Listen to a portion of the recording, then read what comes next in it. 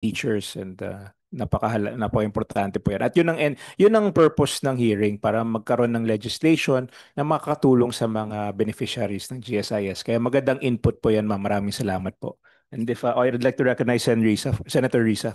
Salamat, Mr. Chair. Isa pang tanong sa ngayon sa GSIS, and then I have a couple of questions, Mr. Chair, para sa COA bago po yung plenary session natin. So, President, gaya ng sinimulang sabihin ni na Sir Benjo, marami po sa mga teachers natin lubog sa utang. Actually, sa mga loans sa GSIS. Ang reklamo nila ay hindi malinaw ang mga deductions, late yung postings, at mga unpaid loans ay binabawas sa kanilang mga magiging pensions. So pwede po bang malaman yung sistema ng inyong collection practices? Transparent po ba at saka equitable po ba? Ang collection process po natin, sinisigurado